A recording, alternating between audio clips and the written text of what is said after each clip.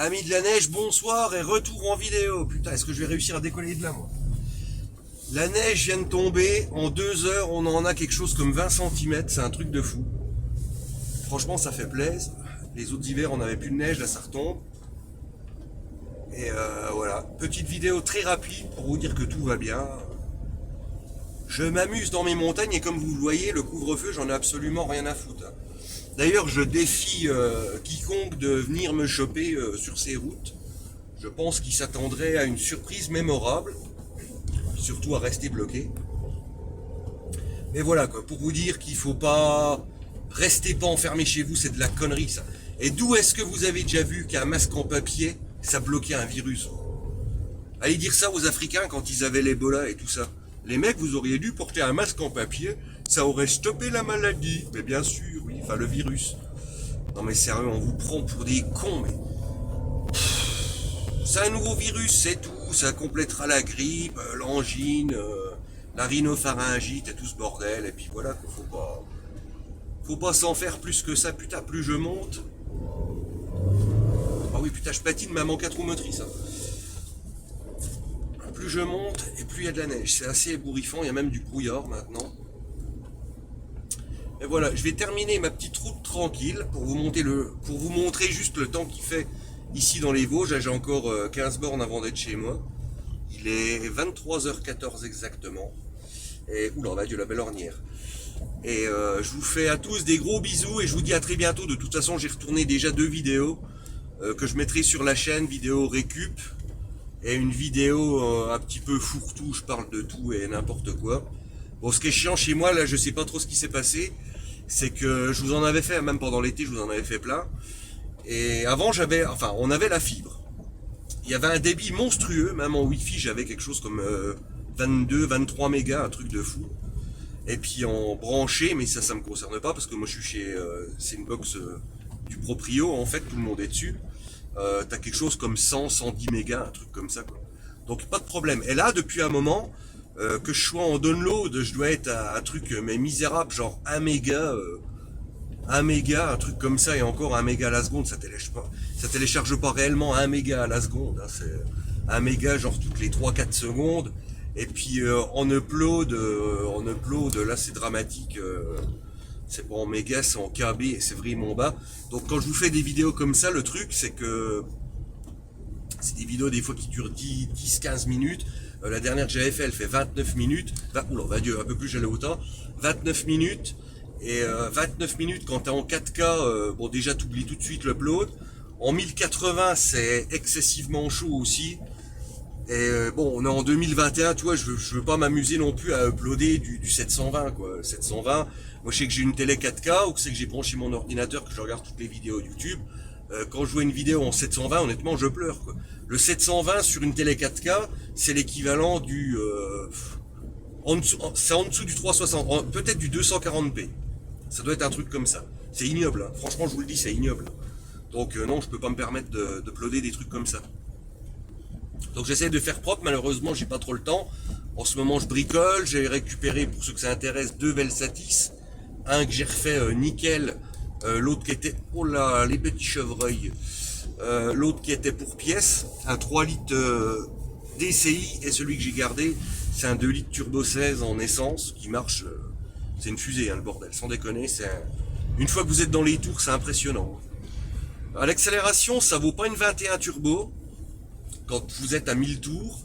Par contre, une fois lancé, avec l'inertie et le poids, 1770 kg pour le Velsatis et 1215 de mémoire pour la 21, je pense très clairement que le Velsatis prend largement, très largement le dessus. C'est impressionnant. Dans les tours, il hurle, ça monte à une vitesse, t'as 160, 180, t'as rien vu. C'est vraiment impressionnant. Pour la gueule que ça a comme bagnole, je peux vous assurer que c'est impressionnant. Niveau confort, c'est un truc de malade aussi. Je crois que j'ai jamais vu un confort pareil dans une bagnole. Et sachant que celui que j'avais récupéré pour pièce, alors dessus il y avait les 4 jantes 18 pouces, chaussées en 245, donc déjà du très bon gomard.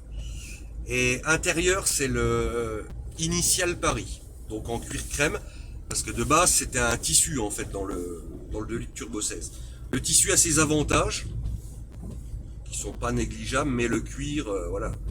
Surtout sur une peinture foncée, dès que tu as un cuir clair, ça rend super nickel. Et je l'avais eu à 500 balles celui-là, juste parce qu'il y avait un problème dont j'ai jamais compris si c'était la boîte ou si c'était autre chose. Si vous voulez, au ralenti, en point mort, il accélère. Normalement, dès qu'on passe une vitesse, il n'y a plus rien. Mais quand je vous dis il n'y a plus rien, il n'y a absolument plus rien. En première, tu ne le bouges pas. C'est même pas une question de GR ou quoi que ce soit. Le GR, je l'avais démonté. Elle était sale, c'est sûr, mais elle était pas morte, quoi. Incompréhensible ce truc. Il crachait de l'huile de partout. Voilà. Moi, j'ai juste récupéré pour les équipements. À côté de ça, la Twingo, je vais vous donner des nouvelles. La Twingo qui ne veut pas mourir. J'ai été obligé de m'en séparer. Là, demain, elle part d'ailleurs demain matin. Le ferrailleur vient la chercher. Parce que là, ça me faisait 4 voitures chez moi, donc c'est mort. Hein. La Twingo, le Scénic, les 2 Velsatis. Non, donc demain, il y a un Velsatis qui part. Sur lequel j'ai tout prélevé, tout ce qu'il me fallait. La Twingo, j'en ai fait la fin volontairement parce que clairement cette machine ne veut pas crever. Je lui ai enlevé la culasse pour voir un petit peu l'état du bloc, pour voir ce que l'éthanol faisait. Alors côté graissage, côté Arbracam, elle avait chopé une sale couleur cuivre. Ça c'est l'huile hein, qui donne cette couleur à l'aluminium au fur et à mesure du temps. Donc couleur cuivre qui était vraiment pas beau. Par contre, côté moteur, écoutez, vous me croyez pas, hein, moi j'en ai rien à foutre après tout. Côté éthanol, je vous assure que les soupapes, elles étaient neuves. Quoi. Normalement, vous avez toujours de l'encrassement noir sur les soupapes. Pas en grosse quantité, mais il y en a toujours un petit peu. Et puis dans ce qu'on appelle le squitch, je crois, le squitch, ouais, l'espace entre le point haut du piston et le bas de la culasse, en fait, là, normalement, c'est pareil, c'est encrassé aussi. Et en fait, là, rien du tout, quoi. Rien de rien. T'as l'impression que le truc est passé à l'hydrogène, quoi. Et je suis certain que le bloc là, j'aurais pu le garder, mais des années, quoi. Des années. Moi qui m'ai fait un segment, joint de culasse, je pense pas, parce qu'elle chauffait quasiment pas. Mais voilà, impressionnant. Après, elle était complètement pourrie. Oh là, un petit dérapage. Elle était complètement pourrie du dessous. Moi, je suis tombé sur une série de 98. Il faut savoir que les Twingo de 98, donc c'est les premières avec l'intérieur de phase 2. Elles sont excessivement maltraitées en dessous. Et les bas de caisse finissent toujours par pourrir. Je vous assure, il y a de la buée partout. Je commence à plus rien voir là-dedans. Vous voyez pas, mais je vous jure qu'à partir d'ici, là, c'est pluie lente. Hein. Oh, putain, cette neige, maman. Alors, je vous dis que je vous fais une vidéo de 2 minutes. On en est déjà à 7 minutes. Hein. Donc voilà, j'ai donné la mort à ces bagnoles. Et normalement, début du mois qui arrive, la février, je dois rentrer une 206 CC. Qui est dans normalement, parce que j'ai plus de nouvelles du gars, le gars faut que je le recontacte à chaque fois. La bagnole, c'est à son frère, c'est le gars qui m'a vendu en fait le Velsatis pour pièce, c'est un gars très sérieux, un gendarme, donc là-dessus il n'y a pas d'embrouille, mais la 206 c'est à son frangin. C'est une voiture dans un état neuf. Quand je vous dis neuf, c'est neuf, quoi. Vraiment, elle est neuve la bagnole. Première main, elle a 100 000 km, et je touche ça une misère. Je vais pas vous dire combien tant que je l'ai pas, parce que, comme on dit, faut pas vendre la peau de l'ours avant de l'avoir tué. Le mec peut changer d'avis, là je vous le dis franchement, j'aurais grave les boules. C'est une CC en 2 litres 16 soupapes, donc que je pourrais faire rouler à l'éthanol. Couleur verte, vert clair, un vert pomme métallisé qui est très rare en CC, enfin sur les 2 litres 16 en tout cas. Normalement c'est beaucoup les HDI et les 1 litre 6 qui ont ça. Ça sera ma 3e bagnole et j'en resterai là. On va dire ça sera ma petite bagnole plaisir. Oh putain la vache, ça glisse ici, c'est que de la glace. Ah oui, il fait -2 ici. -2. Et à côté de ça, je garde le Scénic. J'ai longtemps hésité, à vrai dire, à garder le Scénic pour sa conso, parce que comparé à la Twingo, il consomme le double. Hein. Franchement, le double, pour le même nombre de kilomètres. Mais bon, voilà, 4 roues motrices, clairement. Là, à cette heure-ci où vous regardez la vidéo, je regrette clairement pas d'avoir gardé le RX4, ça c'est clair. Sur neige, là je serais jamais passé avec la Twingo, je vous le dis direct. Premier virage, j'ai total, il y aura une petite glissade. Putain, il glisse pas ce con, fait chier. Et des virages, alors c'est très bizarre. Donc je regarde si j'ai pas une rotule ou une biellette de direction. Je pencherai plus pour une biellette de direction. Lorsque je tourne à gauche, il glisse comme là, mais en montée, il glisse, mais alors, à mort, limite il va tout droit. Et quand je tourne à droite, impossible de le faire bouger, hein. Il ne glissera pas d'un chouïa.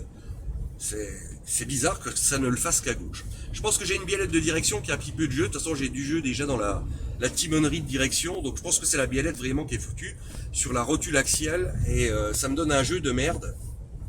Il faut absolument que je change ça au plus vite. Et voilà, donc bon, allez, on en est à 10 minutes. Je vous dis à très bientôt. Moi je vais me rentrer chez moi tranquillou. Et puis prenez soin de vous, sortez, vous en avez rien à foutre de leurs conneries. C'est pas en restant chez vous, regardez le cas Atomium, hein, le mec il sort pas, il sort une fois, il le chope, tu vois, bah oui forcément. T'as plus de défense, t'as plus rien du tout, gros, qu'est-ce que tu veux que ton corps te protège? C'est pas en restant chez toi que tu vas rester protégé du coronavirus, c'est là que tu vas claquer justement. Il faut sortir, hein. Si vous croyez que les élites ils restent enfermés chez eux, vous mettez le doigt dans le cul profond, hein, moi je vous le dis. Hein. Ils sont sortis tout le temps, l'autre il mange, il invite tout le monde à l'Elysée. Il a rechopé le Covid, c'est bien fait pour sa gueule. La vieille avec. T'inquiète pas qu'ils ont pris de la chloroquine et puis de l'azithromycine. Ça, tu peux en être sûr et certain. Et ne faites pas ce qu'ils disent, clairement. Rien à foutre, sortez, amusez-vous. Allez, sur ce, je vous laisse. À la prochaine, les amis. Et gros bisous.